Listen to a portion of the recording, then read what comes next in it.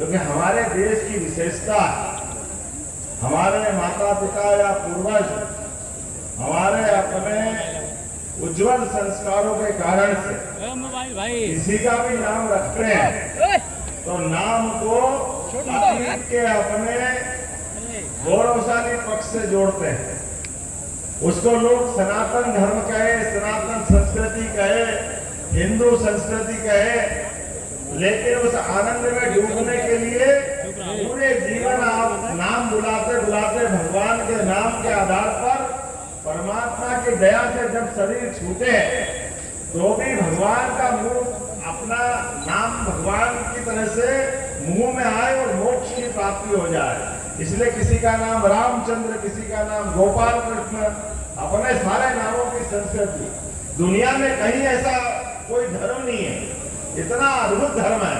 मैं बाबा महाकाल की धरती से आता हूँ और आप विश्वनाथ की धरती के आसपास के लोग, दोनों एक ही रूप। तो एक बार जयकारा बाबा विश्वनाथ भगवान की, महाकाल महाराज की।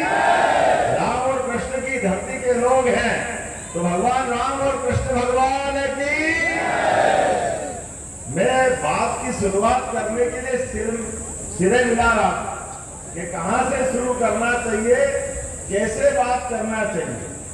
आज आपके क्षेत्र में आकर के बसच मानो देरी से आया, क्षमा चाहता हूं, लेकिन आपके चेहरे देख करके ऐसा लगा आपने मुझे माफ भी कराओ और आनंद में डुबा दिया। ऐसा लगता है गंगा के किनारे, गंगा माता के किनारे रहने वाले गाजीपुर के लोग किस किस कारण से जाने जाते हैं। मुझे लगा कि गंगा माता के बीच डुबकी का जो पुण्य मिलना चाहिए वो आपके बीच आने से ही मिल गया। ये आनंद आपको मैं दिलाया है। क्या आनंद आ रहा है आपको देख करके। एक होड़ मची हुई है, जैसे होड़ कैसे मची हुई है, ऊपर परमात्मा सूर्य देव आपकी परीक्षा ले रहा है और आप अपने इस चुनाव में यशस्वी प्रधानमंत्री के नेतृत्व में बदलते दौर के वातावरण में आप होड़ लगा रहे हो कि भारतीय जनता पार्टी के सिपाही न केवल भगवान राम के सूर्य तिलक में आनंद मना रहे थे, बल्कि आज की सभा में भी आनंद मना रहे हैं। मुझे इस बात की प्रसन्नता है। और जितने लोग आए आप मत चिंता करिए, पारसी आपका तो नाम ही इतना सुंदर है। हमारे लिए सौभाग्य की बात, ये हमारे लिए सामने बैठे हुए सभी भारतीय जनता पार्टी के प्रशंसक, समर्थक।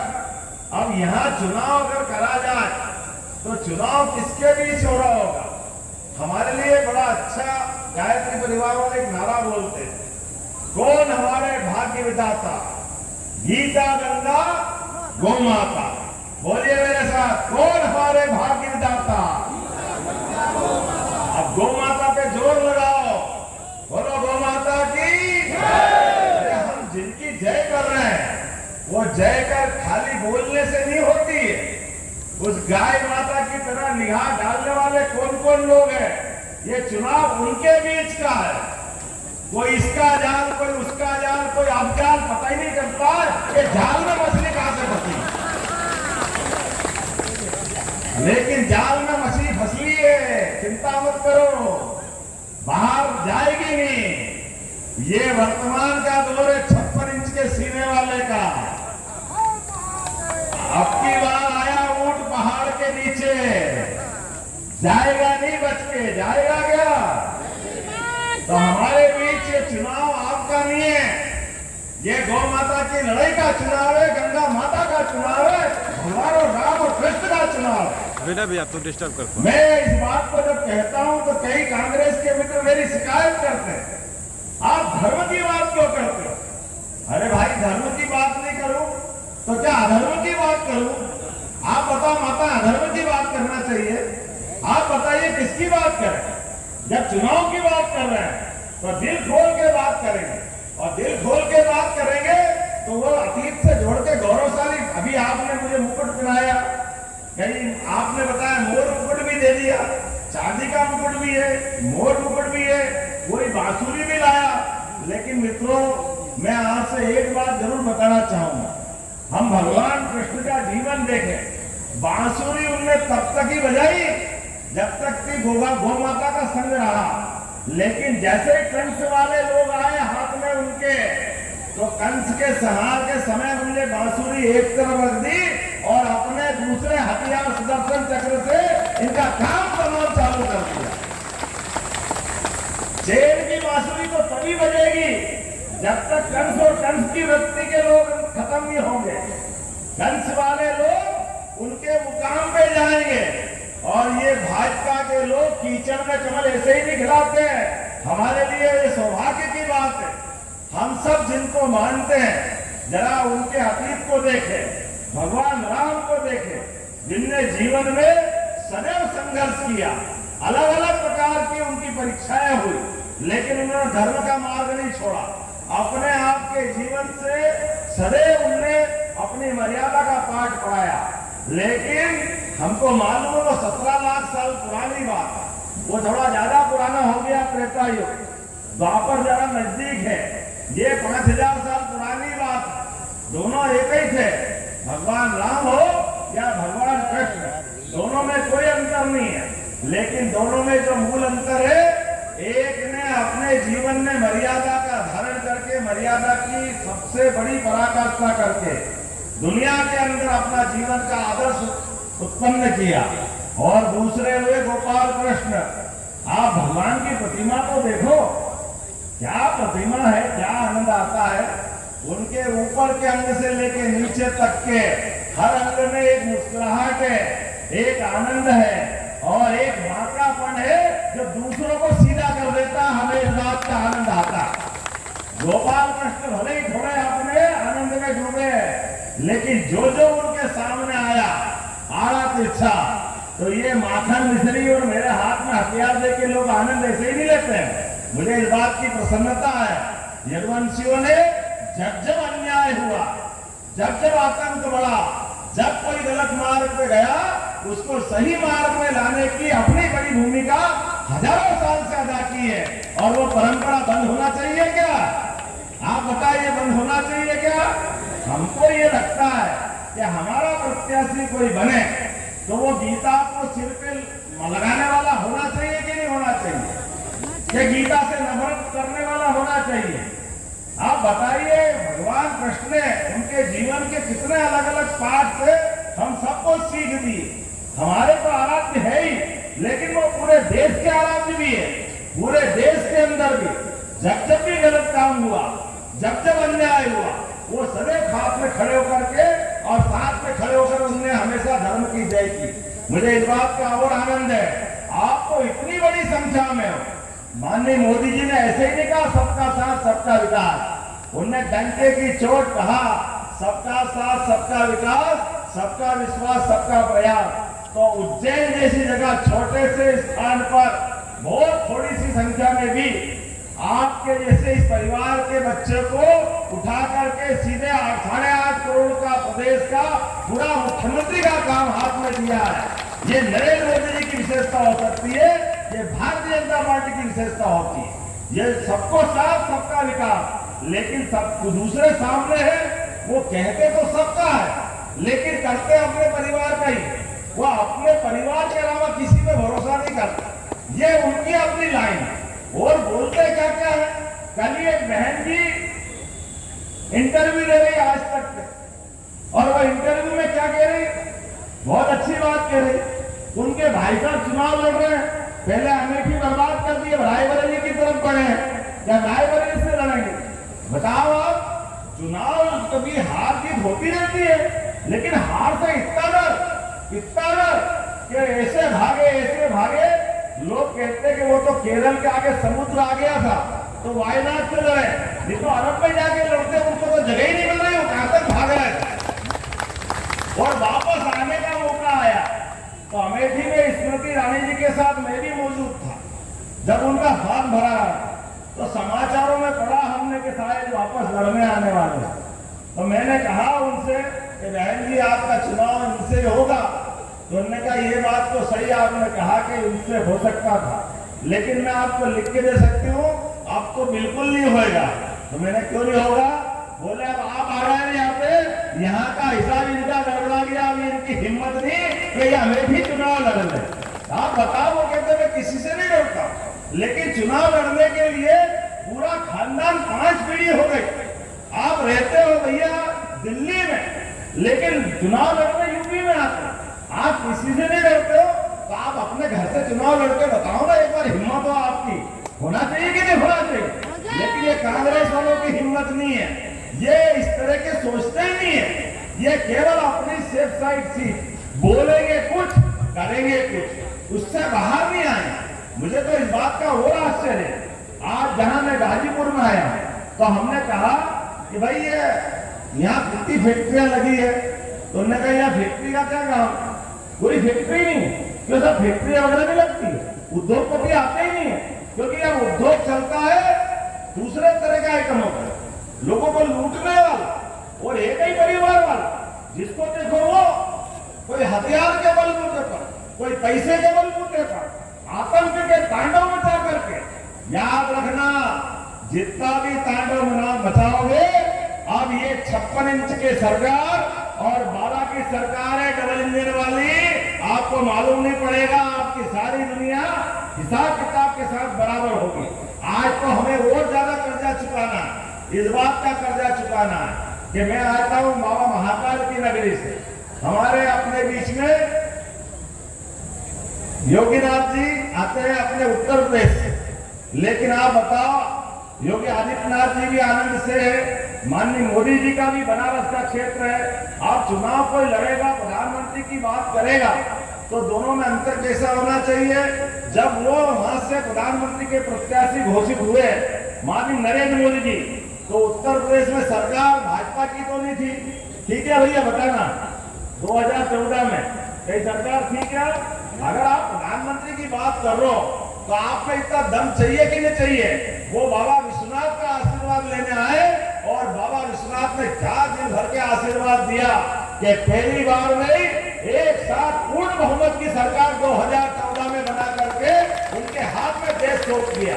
और वह देश सौंपने में एक के साथ दूसरा संकेत भी था, ये जो गाजीपुर और गाजीपुर के गाजे बाजे वाले जिनका आतंक चलता था, ऐसे देश भर में कभी टिफिन बम फूटते थे, कभी साइकिल बम फूटते थे, पूरा देश आतंकवादियों में था। और यहाँ से लेके वहां तक एक ही नारे लगाते थे, इस देश का कहते थे, और देश के बाहर जाकर के दूसरे की बजाते थे, इस देश में लेकर के पाकिस्तान जिंदाबाद करने वाले थे। मुझे इस बात की प्रसन्नता है, वो पाकिस्तान के जिंदाबाद करने वालों को उनके घर में घुस के मारने की हिम्मत किसी की रही है तो भारतीय जनता पार्टी की सरकार की रही। आज किसी की हिम्मत नहीं है। हमारे देश के अंदर देशभक्तों के बीच में आप पाकिस्तान जिंदाबाद करोगे, डूब मरना चाहिए आपको कोई अधिकार नहीं। हमको तो इस बात का आनंद आता है कि आज भगवान राम का जयकारा गूंज रहा है। और आप देखो, याद करो, मोदी जी की पार्टी को तीसरी बार क्यों सरकार में लाना चाहिए, आपकी तो ज्यादा जवाबदारी है। हम सब याद करें, भगवान राम अयोध्या में मुस्कुरा रहा है, मुस्कुरा रहा कि नहीं मुस्कुरा रहा भैया बताना। लेकिन मुस्कुराते देख करके बहुत सारे लोगों का पेट खराब हो रहा है, उनकी छाती पे सांप लौट रहा है, उनको पसंद नहीं है भगवान राम मुस्कुराए। और मैं बाबा महाकाल की नगरी से आता हूँ, आप बाबा विश्वनाथ के पास में हो, ये दोनों धाम में भी आनंद आया कि नहीं आया? बाबा विश्वनाथ का आनंद आया कि नहीं आया? बोले बाबा विश्वनाथ भगवान की। जब उनका आनंद आ गया, महाकाल लोक का आनंद आ गया, और आप कभी याद करना, हमारी जवाबदारी तो और बढ़ जाती है। द्वारका कोई गया कि नहीं गया, अभी जाके देखना, द्वारका के पास भेद द्वारका, और भेद द्वारका जाने के लिए पानी के जहाज से जाना पड़ता था, पानी के जहाज से। नरेंद्र मोदी जी के लिए जोरदार अभिनंदन करो आपके माध्यम से। नरेंद्र मोदी की सरकार दूसरी बार बनी और उन्होंने वो टंटे ही खत्म कर दिया। हमने 17 लाख साल पहले रामेश्वरम का पुल राम सेतु सुना था, लेकिन अब द्वारका के अंदर जाने के लिए माननीय मोदी जी ने पुल बनवा दिया हमने भगवान के दर्शन करने के लिए। अब हम बाकायदा सड़क मार्ग से जा सकते हैं।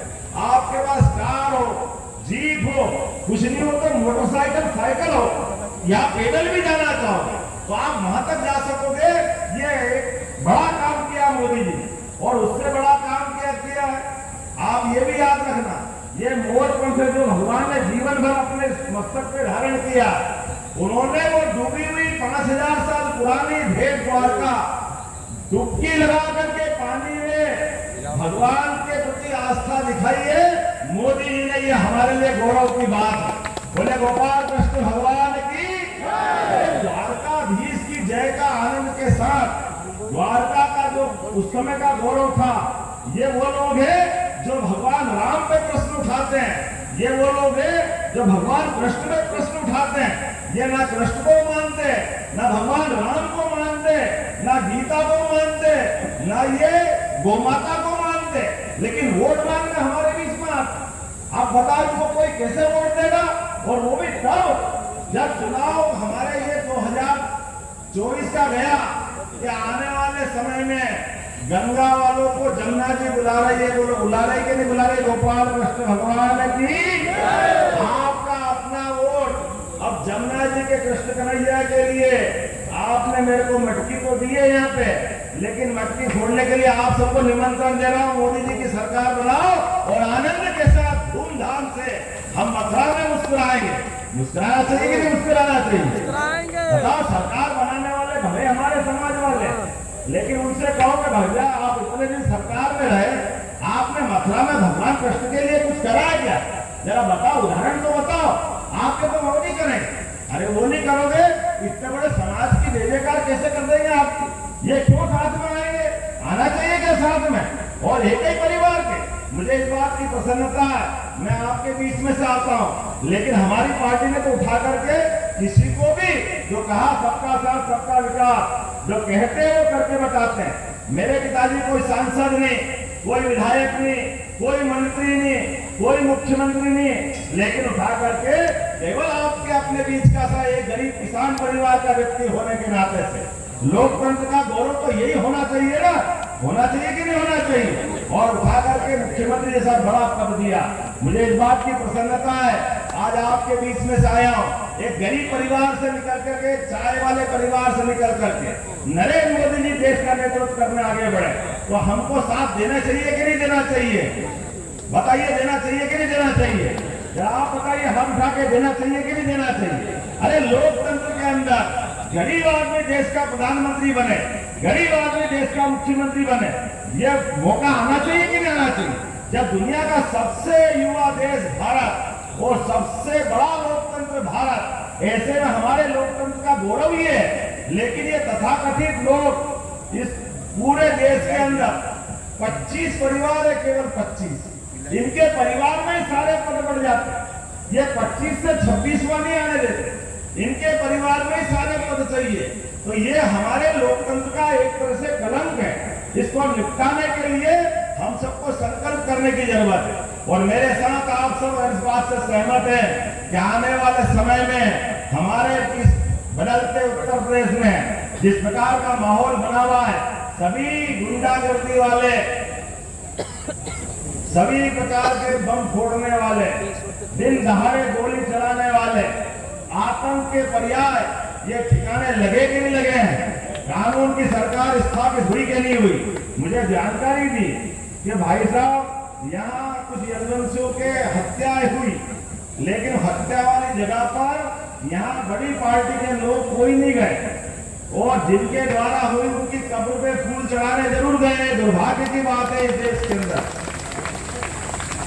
भाई साहब, उनके पास जाओ आपकी मर्जी, न जाओ आपकी मर्जी, लेकिन निरपराध लोग यहाँ मारे जा रहे हैं, तो आपसे उनकी संवेदना नहीं होना चाहिए। जब आपसे उनका कोई संबंध नहीं, तो वो क्यों वोट देने जाएंगे आपको?